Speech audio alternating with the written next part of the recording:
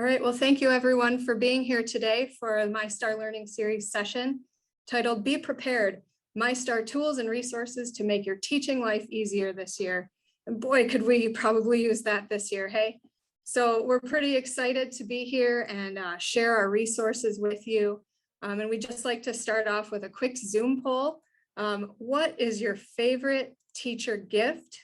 Of course, our most favorite teacher gift is creating critical thinkers in our students, but sometimes you get those end of year gifts as well. So if you had to choose, what would be your most favorite of those options?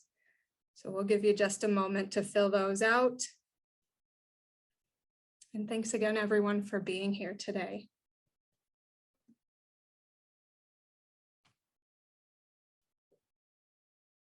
And if you haven't had the opportunity, please introduce yourself in the chat. Let us know who you are, where you're coming from, and what grades you're teaching this year. In case maybe that's a new set of kiddos you're working with this year.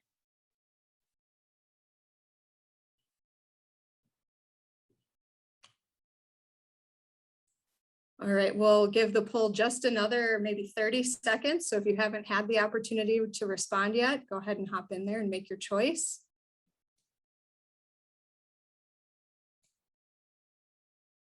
So many good options, I know.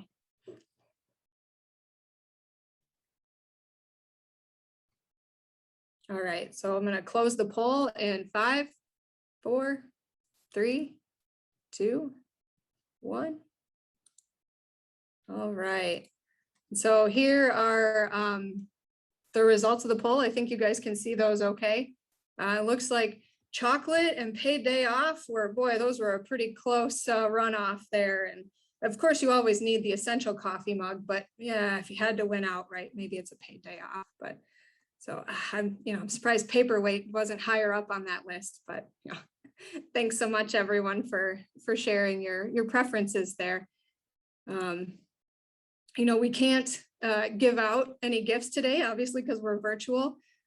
Physical gifts at least, but we hope that we can give you some digital or virtual gifts that you might find beneficial to make your teaching life easier this year.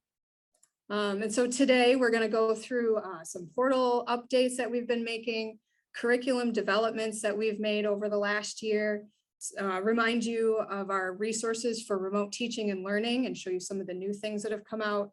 And then we're going to dig into some quarantine and substitute teacher plans. And then at the end, we'll do a breakout room Q&A session. So if you have any questions during any of the presentation, please jot those questions down and we'll have time for those at the end of the session. And so without further ado, our presenters today, let me introduce those first. We're going to hear from Chris Gear, who is our professional learning coordinator. And then we'll also hear from Steph Tubman, who is the coordinator of curriculum development and implementation for MyStar. And my name is Lindsay Watch. I'll be your session facilitator today. So if you have any questions, feel free to private chat me if you need, and I'll do my best to help you out. So thank you again so much for being here today. And without further ado, Chris, are you ready to share some portal resources information for us? Looks like maybe she had to. Well, sorry. Yeah, no, I was on mute. We're good. Yeah, I'm ready to go. So share my screen and find my slides. Okay. So we just wanted to show you a few things that MyStar has all the time available for you. Some of them have been updated. And some new and exciting things that are coming. And then Steph's going to talk to you about a bunch of other really great resources that MyStar has for you. And then I'm going to come back and talk to you about some ideas for the sub plans in the quarantine. So one of the things that I've done in the last few months since I've been responsible for the PL program is I rearranged and updated the MyStar teacher library. So this is a link that's been on that MyStar dashboard for a long time. And we looked a few months ago to see if anybody was using it. And there were like 3 people who had used it in the past 2 years. And one of them was me. So it was probably time to improve it a little bit. And so the library link now, when you click on it, looks like this. And we have just a simple table of contents, and I divided things into 3 sections. We have MyStar teaching resources. That's probably the most useful section for you. Some outside of MyStar and NGSS and NSTA resources, if you are doing some kind of research or background studies, and then some organizational resources, some MyStar documents and things that you might want. So I'm going to just very quickly show you these teaching resources. So I divided them up by topic, and then the links in that center column are kind of pedagogy and background if you're into the philosophy or the research behind, why is this a best practice? And then if you just want the, give me something to use in my classroom tomorrow, strategies and tools, that's in the column on the right. And so our phase 2 learning pathway is focusing on the 5 big kind of pedagogical skills that MyStar teachers probably need the most to be successful. And those are bubble maps and claim evidence reasoning, system models, assessment, and productive talk. And so you can see that I filled in all kinds of great resources there as I'm developing these courses. And so there's lots of really good stuff there for you if you're like, I got to do this productive talk and we've done it the same way 5 times in a row. What's something different I could try? We've got some ideas over here on the right. If you want to know why do we even do productive talk, what's this all about, then the stuff in the center column is going to help you out. Visible thinking routines, I always found those fun and exciting to learn a couple of new visible thinking routines. Again, switch things up in the classroom when you're doing those uncover share activities. And then some vocabulary strategies, resources that you might want to use to do science words with kids. Literacy, we get lots of requests from teachers about, how can we support literacy goals in the science classroom. And so I've started to collect some literacy supports, both again, the philosophy and best practice research and things, along with some click on it and get some ideas of what to do tomorrow in your classroom sorts of things. There's some resources on decision matrices if you're implementing those and aren't real sure how that's going to work. Unit summary table and got to have checklist if you're going to use those and you're not exactly sure what those are all about. And then this section I just put together for this presentation, but it'll be here in the library forever and ever for you to come back to. So independent student work ideas that you can use for subs and quarantines. And then some teacher tips, and then some other general links. The NGSS, NSTA, and other resources, these are, if you want to know where it all comes from the experts, there are those resources. And then the organizational resources, these are kind of MyStar specific supports that you might want, those guidance documents for deciding which units you're going to teach, the MyStar unit progression model. There's those teacher tips and tricks. I put them in both places. The parent resources, these are the things that we discussed in our last learning session. How can you bring your stakeholders on board? So there's a bunch of resources for that. And some other MyStar kind of basic overview, philosophy, posters, structures, things like that, and a glossary of all the MyStar terms. So that's all there for you. In that teacher library, there's lots of stuff to look at. And so if you get stuck and you're not sure what you want to do or why you're going to do it, you might try browsing around in there. And if you still can't find what you want, shoot me an email and I'll try to help you out. Another thing that we wanted to just give you a preview of, because we were showing you what the teacher dashboard looks like and where that teacher library link is. Within the next 2-3 weeks, we're going to be rolling out our new personalized dashboard, so that instead of logging into what we're going to call our vintage dashboard, you're going to see something That's a little fancier. And so this is the mock-up. Obviously, it's not complete yet, but it'll be personalized for you. You'll be able to pin your units that you're using all the time right up front. So it eliminates a couple of clicks. You'll see your professional learning phase flow. There'll be easy one-stop shopping for professional learning to sign up for new things that are coming up. There'll be announcements. The teacher library will be located up here along the top, and contact us and etc. So look for that coming up in the next few weeks. Here's probably one of the best parts for a lot of you down at the bottom. We are going to keep the old MyStar dashboard active for a few more months. And so when you start seeing the new one available, know that if you're not happy with it because it looks funny and you're not used to it or whatever, you'll be able to look at the old one for a while and we'll slowly transition to the new one. But the new one's going to be really great. You'll love it. All right. I'm going to turn this over now to Steph, who will talk to you about some of the curriculum pieces that are available to you to make your life easier.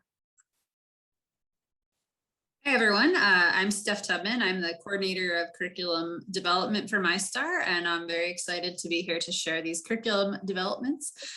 We really hope that these help. We know it's been a stressful start to the year for many, and we want to be here for you.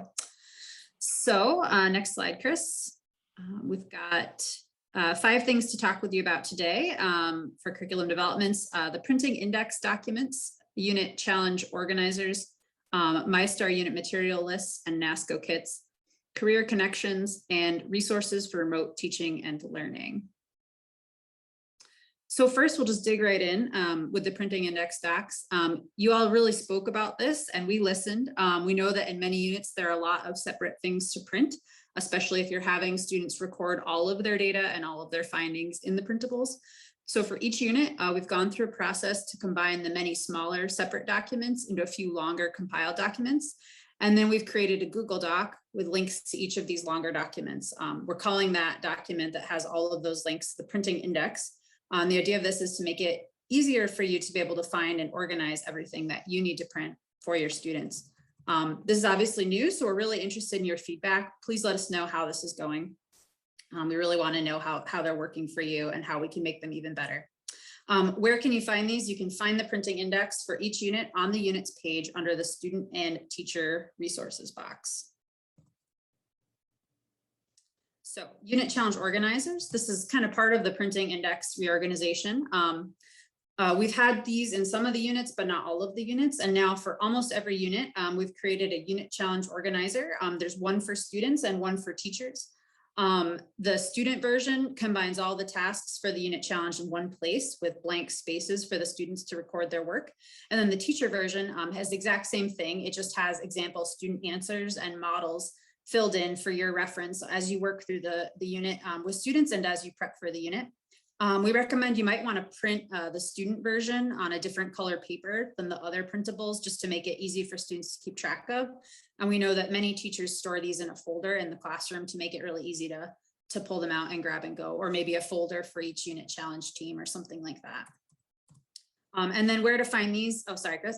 You can find those also under student and teacher resources. The first link there, unit challenge resources. Thanks, Chris. So as always, we're thrilled to partner with Nasco to provide our teacher community with kits for materials. We've always had the Nasco order forms linked with each unit, but recently we've added a simple MyStar unit material list to each unit, and this gives a basic overview of materials. It's just a simple list by lesson to help you see what the unit requires. And then the Nasco order form is really for you to prepare your order for Nasco in more detail. So you can find both of these documents on the unit page for each unit under unit content resources. And then as anytime, email mystar@enasco.com to place your order or to inquire about the Nasco kits. All right, and then career connections. We're really excited about these, and these have been around for a little while, but we want to just highlight this as a resource. We've developed unit-specific lessons to invite students to explore STEM careers through the MyStar unit. These are available for 8 of the units as kind of standalone lesson plans, and then 3 units actually have these embedded within the unit closer lesson itself. These might be used at the end of the unit to pull in some real world relevance for your students, or it could be useful as a substitute plan if you have to miss a day of class. We think there's a lot of potential for these and for students to explore careers for MyStar. We're kind of trying to think of ways that we can expand these career connections throughout the curriculum. So keep an eye out for more on this from us. And then where can you find them? You can also find them under student and teacher resources on each unit's page in the portal. All right, and then resources for remote teaching and learning. We have so much to share on this that it gets its own section of the presentation. And I think as many of you know, when the pandemic started, we knew that MyStar teachers and the MyStar community and the science teaching community generally would really be in need of some supports to overcome the big challenges of adapting to this new mode of learning in an uncertain time. And so in response, we developed several remote teaching and learning resources, and I'll go through all these. And I also want to note we're still working on developing more because we know that the pandemic's impacts are still ongoing, and Chris is going to share a little bit of that in the last section. All right. So just quick, before we get started, I wanted to share where to find these resources. If you're a subscriber, you can find these on the current teacher dashboard under Access My Units, or your units, I should say. And we'll keep it easy to find these. I just want to let you know, as that personalized dashboard launches that Chris was talking about, you know, that's really important. And also highlight many of these resources are also available to the public on the remote learning page of our website, which I'll show a little bit later. All right, so the first resource we would like to share with you today, we have 8 standalone lessons that are designed for remote learning. Originally, we designed these for an asynchronous context when everyone was in quarantine, but these are adaptable to synchronous instruction as well. Each of these lessons focuses on developing a student's skill with a specific science practice, and they're designed to work for students at various levels, so 6th grade, 7th grade, 8th grade. They can be differentiated for different students. They also could be useful as substitute teacher plans. I know Chris is going to share some other resources with that. They could be assigned to absent students to help them refresh a practice that was used in class, or even used at the beginning of the year to really introduce, review, or refresh student understanding of certain practices. So there's lots of ways to use them. And then at the top of this slide, and also in the participant agenda, we've compiled a document that overviews these lessons and provides more information for you. So if you're interested in these, we'd encourage you to click on that document and dig in there. All right, the second resource, we've taken 2 of these remote learning lessons and expanded them to include additional resources. So we've created explicit synchronous teacher guides to make it easier to teach these synchronously in a hybrid or just purely remote setting. We've also created for each of these lessons a support video. Well, our experienced MyStar teachers created them and we facilitated them to do that. And these support videos dig into some of the strategies that might be helpful to use within these lessons in either a synchronous or asynchronous setting. The third resource, we've created 5 remote teaching support videos. These are available publicly on YouTube. They provide kind of general support with technology and remote pedagogy, such as creating a digital unit bubble map, how to make a model, use the science practice of modeling using Jamboard, strategies for virtual collaboration and student engagement, and also some basic Jamboard tutorials. There's one for teachers and also another for students that you can share with your students. The fourth resource that we'll highlight today for remote teaching and learning is really targeted toward MyStar subscribers who use our units in the classroom. We have these supports available when you're teaching the MyStar units remotely, but they also can be used in a classroom setting or even potentially in other settings as well. So these slide guides are originally designed for the synchronous virtual instruction, potentially, or hybrid virtual instruction, where you might be in a classroom some of the time and then virtual other days, as many were last year. They are designed for a teacher to be guiding instruction, and they're available for 10 of the most commonly used MyStar units right now. We are currently working right now with our Noyce Master Teacher Fellows to develop more, which will be a great resource. So stay tuned as those come out this year. MyStar, just to note, MyStar, as I'm sure all of you know, was not originally designed for remote instruction. So some remote modifications have been included for activities such as videos instead of lab activities, or a simulation instead of a lab activity, or some suggested modifications so that students can engage in some of the activities at home, for example, with different materials maybe than what was indicated for the classroom. And just to highlight again, the slides are not designed to be used asynchronously for students on their own. They should be used with a teacher. On the last resource for remote teaching and learning that we'd like to share are unit student journals. These include all of the student resources that a student would need as they work through the unit, either synchronously with a teacher, could be in the classroom in a socially distanced way, could be synchronously on Zoom, or could even be asynchronously. And they can be shared either digitally or as a printed packet with students. And these are also available for 10 of the most commonly used MyStar units. In the digital documents, there's a hyperlinked table of contents to allow students to quickly navigate to the appropriate lesson section. There are also links to videos within this document that students need to complete the lessons, and there are QR codes. So students can scan the QR code with their phone and then easily pull up the video on their phone at home or in the classroom if you're socially distanced and students aren't supposed to be sharing computers or physically close together. And then, as I mentioned, these journals are designed to be used synchronously or asynchronously, and they might even be helpful under any circumstance in catching up an absent student, even in a regular year of instruction. So for both of these resources, the slide guides and the student journals, we want to thank our community for your help in putting these together and getting these out to support others. We're really grateful for all of the hard work that's gone into those. And just to recap before we wrap up here, where you can find this stuff, if you're a subscriber, you'll find the remote teaching and learning resources on the teacher dashboard under Access Your Units. And again, we'll keep that very accessible as you see your new personalized dashboard in the coming weeks. And then for the public, we'd like to highlight that, thanks, Chris. Many of these standalone remote learning lessons and the support videos that we talked about are also available on our public remote learning page. We really want to thank the MySTEM Network for generously funding this work last year as part of an open education resource grant. It's really important that we support everyone during this challenging year and how to make this transition to remote learning. So if you know someone who's not a MyStar teacher, but who might be interested in those resources, you can just share the link to our public website right there.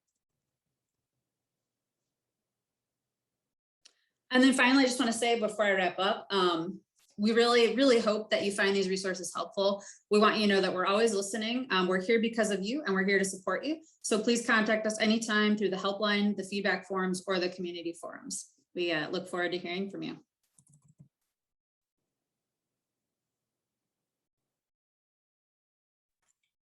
Thanks, Steph, for that overview of curriculum developments and remote resources. There's lots of exciting stuff hopefully teachers find useful this year. And Chris, would you like to tell us about some of the developments we made for quarantine and substitute teacher plans? I would. When we were fleshing out this learning series a couple months ago, we were thinking about kind of pulling together all of these cool little bits and pieces of really great support resources that teachers might not be aware of. And then as we got closer to September and we kind of saw how this year was rolling out, it became obvious that one of your great needs might be some 1 or 2 or 3 or even week-long kind of plans for activities or things that you can either give kids who are going to be quarantined or who are out sick, or you can leave for a substitute if you end up being quarantined or hopefully not sick, but you need to be out for whatever reason. And I know with MyStar, that's not always easy. It's a curriculum built on collaboration and productive talk and consensus discussions, and it becomes really, really hard to translate that into independent work. And so the things I'm going to show you are not necessarily 100% 3D, robust, best NGSS practice kinds of things, but they are research-based and supported by by good teaching practices, and they will give you that that thing that you might need in a pinch to either keep your kids actively and responsibly engaged in learning if you're not there, or if the kids can't actually be in the classroom. These are some productive things that they can do. So when it comes to independent student work, here are a couple of ideas that you can assign to kids that would help them to review vocabulary and concepts. Mind maps are something that I did in my classroom for many years, well before MyStar. They're kind of creative and right-brained, and we ask kids to take the science word, the vocabulary word or concept, to do a definition, a short definition, some kind of illustration, and then to connect that word to at least one other word on the mind map, and to write something along that connecting line explaining why those two words are connected. So we're going to ask them to define the word, to visually provide an example of that word, and then to connect it to at least one other word. And so I linked in here, this is an example of a assignment that I gave. Actually, I was teaching Unit 6-4 to 8th graders because it's kind of hard, the physics in 6-4. So, and I had to be out one day, and so I pulled up all of the vocabulary that we had gotten to so far in the unit, and I gave them a resource for definitions because I was not going to be there. They also had their unit summary table and their science word entries that we've been keeping all along. I gave them the list of the science concepts, and there's the requirements, the definition, example or detail, could be illustration or could be words. So I'm giving them some choice. Explain how the words are connected, and then creative and best effort. And then there's a very simple rubric. You can grade these pretty quickly. And it will keep kids busy for probably at least one day, maybe two. So this is something you could send home with kids. It's something that you could leave for a substitute. Freer models are not something that I personally have used, but lots of English teachers use this. Your kids may be familiar. It's a best practice for vocabulary, and it's a really very similar where they're going to write the word, write a definition, some things about that word, some examples and non-examples. And so that would be another alternative that you could find that list of science words in the unit that you've used up to this date, plop it into one of those assignments and let kids have at it. Independent student work. Oh, here's another independent student work option.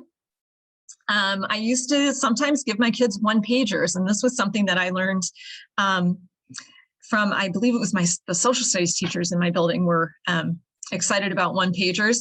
Turns out the National Council for Teaching English is a big proponent of one-pagers. And so one-pagers are a way for students to interact with text. It could even be a video, but some kind of media. And again, it's very kind of creative and open-ended.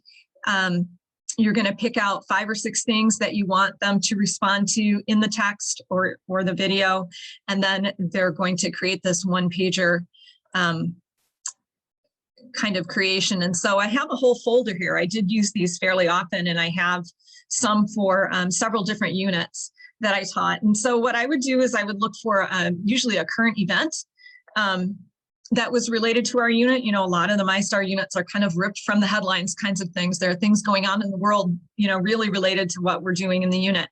And I would ask the kids to read the article, and then I would read the article first, obviously, and I pull out what do I think is important, what do I want them to focus on. So for example, for Unit 6-4, I found a great article about crash test dummy bias and how crash test dummies are really built to be the size of the average male in the United States. And so there's some bias. Women tend to be smaller, and children for sure, teenagers, adolescents, middle school kids. And so the seat belts and things don't always work quite the same on them. And so there was an article about crash test dummy bias, and that was directly related to Unit 6-4, where we are analyzing the forces involved in car crashes. So then I asked them to read the article. describe the problem, talk about how does mass affect the dummies, the test results, how do they affect car design, and how do the tests that organizations run affect car design and safety? What do you think should be done to improve car safety for everyone? And so they would get their piece of paper, make a border, use some color and some illustrations, divide it into, let's see, we had 5 responses, so they'd have 5 sections, and they would respond to each section. Those, again, are good for a full day, maybe 2, depending. 6th graders especially will take a little longer, but it would keep 8th graders busy for a day and doing something productive. Readings, and which are a great source of independent student work, and teachers often ask for literacy supports in MyStar. When we started MyStar, that wasn't something that we included a lot of, but the more recent MyStar units especially have a significant amount of reading and text selections. They're usually found in the share section of each lesson, and quite often they're listed at the end of the share as an extension or an extra resource. And so there's a list of some units that especially have a lot of readings and reading and text selections.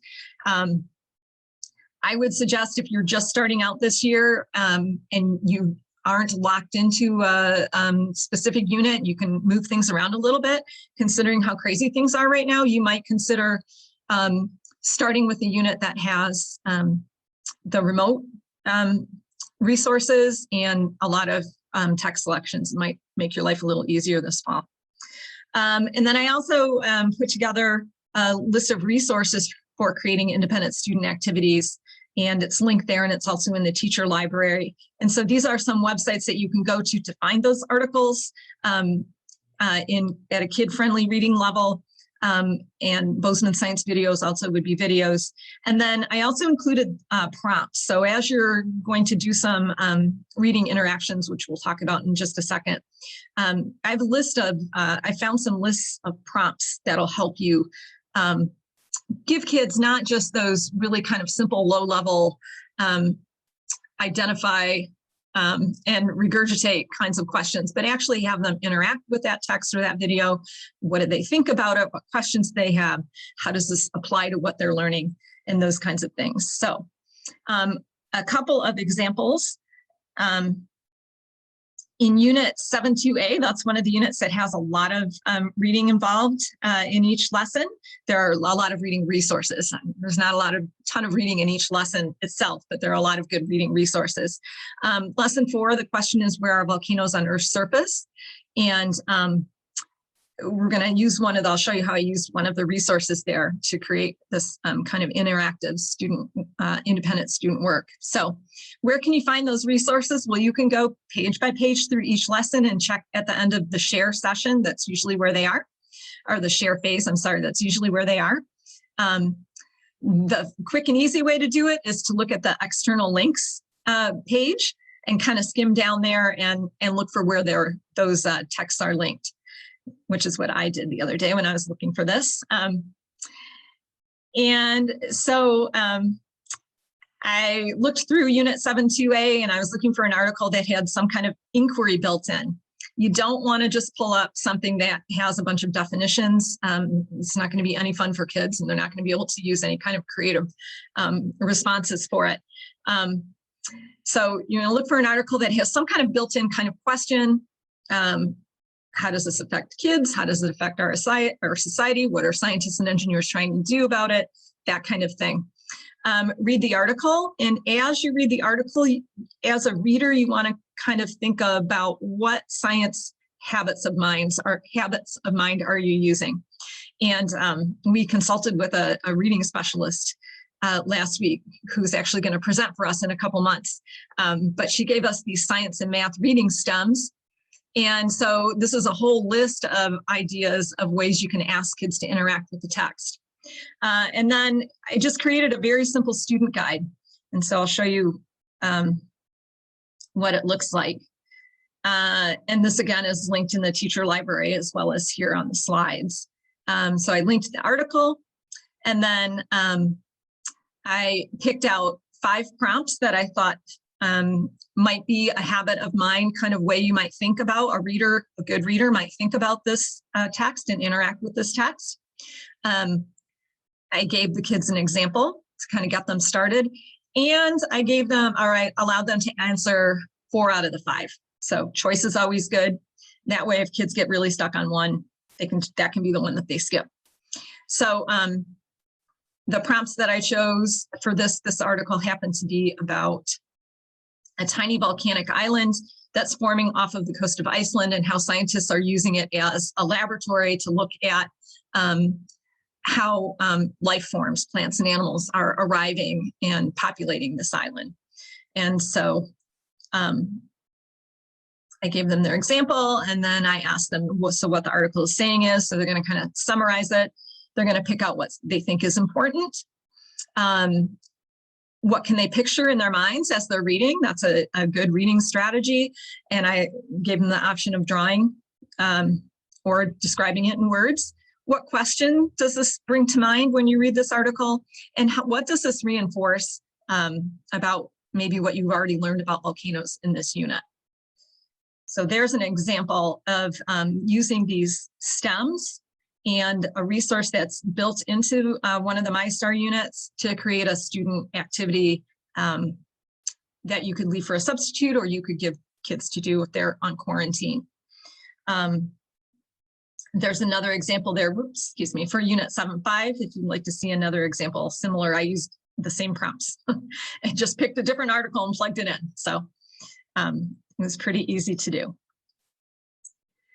And then if your MyStar lessons aren't providing you with fruitful text, or you have something that's current events that you want to have kids engage in, something like that, you can always select an article from an external source. I would quite often use the Detroit Free Press or some local newspaper. But I also created this list of oh shoot, I forgot to link it. I have to relink it. Sorry, because I fixed it. Anyway, it's this one, the resources, and I will relink it as soon as we're done here. Anyway, Science News for Students, Kids Fun Science, National Geographic Kids, those are all resources that have great things for kids to read. And then STEM tools. No, that's not in my trash. Oh dear. Okay, hold on, we'll get there. Chris, I updated the top link. I don't know if you have to refresh. Thank you, perfect. Oh, maybe you have to refresh it. Okay. Sorry. Oh dear, see, I was trying to fix that title, Lindsay. I know. Sorry. Problems. Lindsay asked me to update the title today to make it more accurate, and so I did. And then I thought I linked it and I didn't. Okay. I caught one. There we spot, go. Not all of them. Thanks so much. Okay, so here it is. Down at the bottom, these CCC prompts from stemtools.org and the SEP prompts from stemtools.org are fabulous for selecting tasks for kids to interact with text. So you can just scroll down. This is asking questions. So if the SEP in your unit, one of the big SEPs is asking questions, you scroll down the tasks and choose a task that seems appropriate, and they kind of get more difficult as you move down. Defining problems for engineering. There's a whole bunch of tasks that you can ask kids to do, and you can ask them to do this with the right text. If you have a text that has a great kind of inquiry-based problem associated with it, developing and using models, etc. And then CCC prompts have the same kinds of things. So you can choose an SEP or a CCC task, or choose several of them, apply them to the article content in the student guide. And here's an example of one that I made that's got a lot of stuff. It would keep kids busy for quite a while. You don't have to use all of this, but you could. So I went to Science News for Students, and one of the first articles I came across, and I chose the technology one because I figured that would have good problems, was Dew Collector Brings Water to Thirsty Plants. So There's an article about some scientists who are testing soil additives that will absorb water, the dew that forms overnight, and then release it slowly during the day. And this would be great in areas that are arid to help plants grow. So it fits with Unit 6.1, but it also would fit with Unit 6.5. So I asked kids to define the problem that engineers are trying to solve, to draw a systems model of the radish seedlings that you just saw in that preview, which kids doing 6.1, you know, is very heavily focused on system models. And so this is something that we want them to practice in Unit 6.1. Design an investigation for the system. If you're going to use that little tray with the radishes and it's sealed up, how could you test to see how well it works? Review criteria and constraints, which is also a big piece of Unit 6.1. What are the constraints? The SMAG is the soil additive. What must it do for the plants and the farmers and the ecosystem in order to be a successful solution? And the criteria, what would we like it to do for the farmers and the plants in the ecosystem? And then what questions would you need answered before you could say that soil additive was a good solution? So that's the asking questions piece. So I threw a ton of stuff in there. This would keep kids busy for a while. And this is pretty 3D. So we're asking them to really use a lot of science and engineering practices here based on that text. All right. A couple other things that I came across that are pretty much amazing. If you don't have time to do any of that, this Color Me PhD is a website that has student coloring pages. And usually I'm not a big proponent of coloring pages, but these come with some pretty interesting text also about the scientists. So they feature research scientists who are studying all different kinds of things. There's a whole section just for female scientists, but there's also a whole variety of PhD scientists. So it comes with a little coloring piece, but also with some really great text about what these scientists are studying. So an example that I pulled out here had to do with RNA research, and how topical is that, right? Everybody's talking about the COVID vaccines and the mRNA. And so this is a little bit above a middle school level in terms of the NGSS PEs. This is probably a little more high school level, but it is pretty topical. And there's some coloring involved, and there's structure and function, which is certainly a CCC, and some discussion about what RNA actually is. And so, especially if you're teaching 8th grade, that one might be appropriate. There are some ones that aren't quite as complex that would be good for kids at in the lower grades. And then data nuggets, this is also flat out amazing. This is hosted by Michigan State, and scientists from around the country are invited to provide their real data. And then the people at Michigan State take that data and they make them into activities for kids. And so if you go to For Educators, these teacher guides have teacher notes, checks for understanding, etc. You can choose your content level. So you're probably going to choose level 1 or level 2. They have different kinds of graphs involved. And so you can search by the different kinds of graphs. And then when you actually find the activities, they have teacher guides and student guides and all kinds of stuff. And so you really could spend a couple minutes poking around on here and come up with something that you could assign kids, and it's kind of ready to go. It's pretty amazing. Tree killing beetles was one that I looked at that I thought might be interesting, would fit with Unit 6.6. And so you can see here, there's the teacher guide, student activities, different kinds of graphs. These are all level 2, so these are middle school levels, and a grading rubric. And so there's some text for kids to read and things for them to do, and it's all done for you. So that was another kind of emergency, give kids something useful to do, either at home or if you have to have a substitute. Okay, lots of talking. We're going to send you into breakout rooms in just a few minutes, and Lindsay's going to explain how that's going to work. Before she does that, we would just like to put in a little bit of a plug for our next 2 learning series, which are coming up in October and November. October is open for registration now, and we're going to have some of our veteran MyStar teachers talk to us about how when you teach MyStar, if you teach MyStar with fidelity, you are teaching in the highly effective range in a lot of the evaluation programs. Danielson for sure, Marzano for sure. Those are the 2 that we'll really focus on because they're the most commonly used. And so as you prepare to meet with your evaluator this year and set your goals and things like that, we thought we might just kind of help you pick out the pieces in that evaluation system where you can point out to your evaluator, hey, I'm doing highly effective teaching. So that'll be on October 13th. And then on November 3rd, we have our reading specialist, Heather, is going to be with us, and she's going to expand on some of the things that I showed you for the independent student activities. Heather's going to expand on how you can really implement that text-based inquiry in middle school science.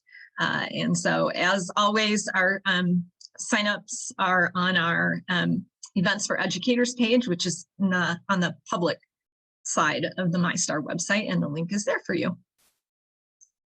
All right, Lindsay, I'm going to stop sharing so that you can take over. Sounds good.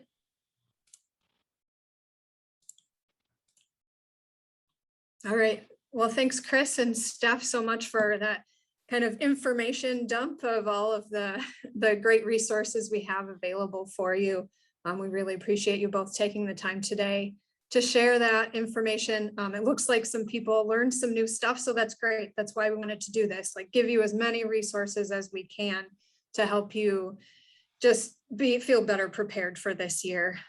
So now we're going to break out into smaller groups so you can ask questions, give feedback, kind of take some time to dig into these presentation resources. And we'll have 3 rooms you can choose from today. So it's kind of going to be a like choose your own adventure breakout room experience.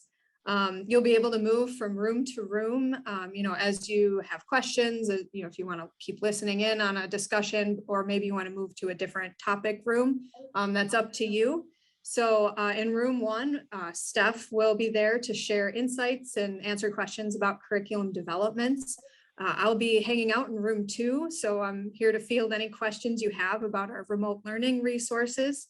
And then Chris will be in room 3 for help with quarantine and subplan questions. Like I said, you can move from room to room as you see fit. We do have a new feature in Zoom where you're able to choose your own breakout room. So I'm excited we get to try it out this time. So to join a breakout room or to move from one breakout room to another, you'll hover over like your Zoom window where you're seeing my shared screen. And you'll find that bar at the bottom that has like the microphone and the video where you mute yourself.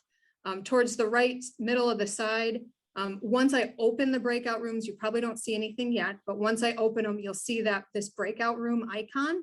And you can click on that and you should see the 3 breakout room options. And then you can choose whichever room you'd like to join. And then to move rooms, you would just go back to that icon, click on that icon, and then choose a different room. You're free to leave at any time today if you don't have any questions or want to give us any feedback today. We really thank you for your time and hope that this was valuable for you. If you're in a breakout room and you're ready to leave, you can hover over your Zoom window again where you'll see that like blue leave room button. And you have 2 options. You can leave the meeting entirely, like leave the learning series session, or you can leave the breakout room and return to the main room. Or maybe people hanging out there, it might just be yourself. So, you can move about as you wish. So I hope you enjoy our choose your own adventure today. And thank you again for spending the time for joining us. We hope you found this time valuable. I'm going to open up the breakout rooms. And are there any questions before we break out? Just a quick question in the chat. Which room would be best if someone is interested in talking about hybrid learning? I was thinking room 2 with you. Would that be correct? Yeah, yep, that would be a great room. Thank you. Lindsay, is there a check-in for PLFs? Yes, I can share that with you, Dawn. Okay, I just want to make sure I didn't miss it. We gotcha. And sketches if you'd like those as well. I'll reshare both of those forms for everyone. That way, if anyone missed them that came late in the chat, here they come. Yeah, and they're in the slides. They're on slide 2, the links directly also. So Yes. I'll just pop the slides link in there too. Thanks, Chris. Any other questions? All right. Well, the three of us will move to our breakout rooms here. So we hope to see you there and look forward to chatting with you in a little smaller group.